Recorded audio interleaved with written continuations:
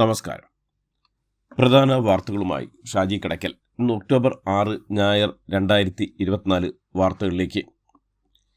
ഹരിയാനയിൽ കോൺഗ്രസ് അധികാരത്തിൽ തിരിച്ചെത്തുമെന്നും ജമ്മു കാശ്മീരിൽ BJPക്കും കോൺഗ്രസിനും തുല്യ വിജയ സാധ്യതയും മുന്നോട്ട് വെച്ച് എക്സിറ്റ് പോൾ ഫലങ്ങൾ. നിയമസഭാ തെരഞ്ഞെടുപ്പ് അവസാനിപ്പിച്ചതിന് പിന്നാലെ ഇന്നലെ പുറത്തുവന്ന എക്സിറ്റ് പോളുകളെല്ലാം ഹരിയാനയിൽ കോൺഗ്രസ് അധികാരത്തിൽ മികച്ച മാർജിൽ തിരിച്ചുവെത്തുമെന്നാണ് പ്രവചിക്കുന്നത്. എന്നാൽ ജമ്മു കാശ്മീരിൽ നാഷണൽ കോൺഫറൻസ് കോൺഗ്രസ് സഖ്യത്തിന് ചില സർവേകൾ മുൻതൂക്കം പ്രവചിക്കുമ്പോൾ മറ്റ് ചില സർവേകൾ BJP സഖ്യത്തിനും തൂക്ക് സഭയിലേക്കുമുള്ള സാധ്യതകളിലേക്കും വിരൽ ചൂണ്ടുന്നു. Nilambur MLA PV Anwar ചെന്നൈയിലെത്തി DMK നേതാക്കളുമായി ചർച്ച നടത്തിയതിൻ്റെ ചിത്രങ്ങൾ പുറത്ത്. BJPയെ ഫലപ്രദമായി പ്രതിരോധിക്കുന്ന മുന്നണി എന്ന നിലയിലാണ് DMKയെ കണ്ടെത്തുന്നതും പാർട്ടി രൂപീകരിച്ച് മുന്നണിയുമായി സഹകരിക്കാൻ ചർച്ച നടത്തിയെന്നുമാണ് വിവരം. എന്നാൽ മുന്നണിയിൽ ചേരുന്നതിനെക്കുറിച്ച് അൻവർ ഇതുവരെയും പ്രതികരിച്ചിട്ടില്ല. ഇതിനിടയിൽ PV അൻവർ DMKയിലേക്കെന്നുള്ള സൂചനകളും റിപ്പോർട്ട് ചെയ്യപ്പെട്ടിരുന്നു.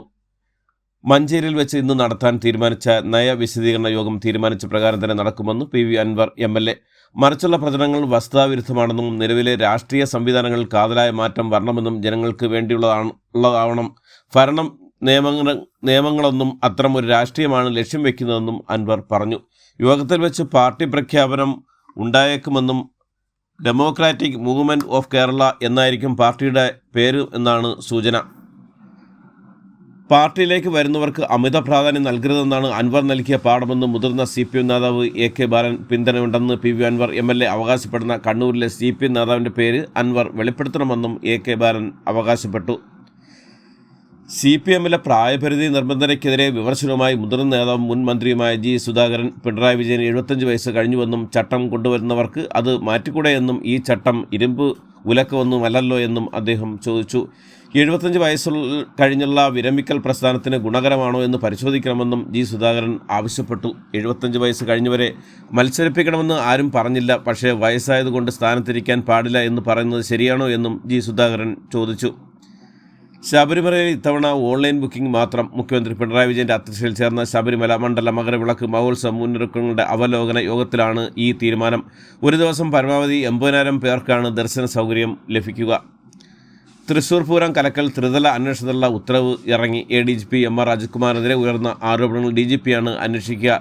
പൂരം അലങ്കോലപ്പെട്ടതിലെ ഗൂഢാലോചന ക്രൈംബ്രാഞ്ച് മേധാവി അന്വേഷിക്കും. മറ്റു വകുപ്പുകളുടെ ഭാഗത്തു നിന്ന് വീഴ്ചയുണ്ടായെന്നത് ഇൻ്റലിജൻസ് IDGPയും അന്വേഷിക്കും. പ്രത്യേക അന്വേഷണ സംഘങ്ങളിലെ അംഗങ്ങൾ ആരൊക്കെയെന്ന കാര്യം തീരുമാനിക്കാൻ DGPയെ ചുമതലപ്പെടുത്തി. പൂരം കലക്കൽ മാത്രമല്ല ശബരിമല സ്ത്രീ പ്രവേശനവും അന്വേഷിക്കണമെന്ന് BJP സംസ്ഥാന president K Surendran.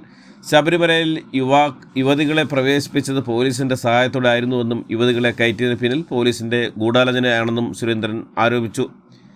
AR Ajithkumar ADGP സ്ഥാനത്തിരിക്കാൻ യോഗ്യനല്ലെന്ന് ആവർത്തിച്ച് CPI സംസ്ഥാന സെക്രട്ടറി ബിനോയ് വിശ്വം. എന്നാൽ ഇക്കാര്യത്തിൽ റിപ്പോർട്ട് വരുന്നവരെ കാത്തിരിക്കാൻ മുഖ്യമന്ത്രി ആവശ്യപ്പെട്ടിട്ടുണ്ടെന്നും ആ വാക്കുകളെ മാനിക്കാൻ CPIക്ക് രാഷ്ട്രീയ കടമയുണ്ടെന്നും റിപ്പോർട്ടിൻ്റെ അടിസ്ഥാനത്തിൽ LDF സർക്കാർ കൃത്യമായ നിലപാടെടുക്കുമെന്നും അദ്ദേഹം പറഞ്ഞു. BJP സംസ്ഥാന പ്രസിഡന്റ് K സുരേന്ദ്രനെതിരായ മഞ്ചേശ്വരം കൊഴക്കേസിലെ വിടുതൽ ഹർജി CPM-BJP ബാന്ധവത്തിൻ്റെ ഭാഗമാണെന്ന് പ്രതിപക്ഷ VD സതീശൻ്റെ പരിഹാസം. കേസിൽ സർക്കാർ ആവശ്യമായ വാദമുഖങ്ങൾ ഉന്നയിച്ചില്ലെന്ന് പറഞ്ഞ അദ്ദേഹം പ്രോസിക്യൂഷൻ്റെ നിലപാട് എന്തായിരുന്നുവെന്നും ചോദിച്ചു. മഞ്ചേശ്വരം തെരഞ്ഞെടുപ്പിൽ CPM തന്നെ കള്ളക്കേസിൽ കുടുക്കി വേട്ടയാടാൻ ശ്രമിച്ചുവെന്നും പക്ഷേ സത്യം ജയിച്ചുവെന്നും BJP സംസ്ഥാന പ്രസിഡന്റ് K സുരേന്ദ്രൻ. തനിക്കെതിരെ നടപടി സ്വീകരിക്കുന്ന സർക്കാർ പ്രതിപക്ഷ നേതാവ് VD സതീശൻ്റെ പുനർജനി തട്ടിപ്പ് അന്വേഷിക്കുന്നില്ലെന്നും അദ്ദേഹം ആരോപിച്ചു. നടൻ സിദ്ദീഖിനെ അന്വേഷണ സംഘം നാളെ ചോദ്യം ചെയ്യും. ചോദ്യം ചെയ്യലിൽ ഹാജരാകണമെന്ന് ആവശ്യപ്പെട്ട് അന്വേഷണ സംഘം സിദ്ദീഖിന് നോട്ടീസ് നൽകി. തിങ്കളാഴ്ച തിരുവനന്തപുരത്ത് ചോദ്യം ചെയ്യലിനെത്തണമെന്നാണ് നിർദ്ദേശം. Thiruvananthapuram narcotic cell AC notice നൽകിയത്.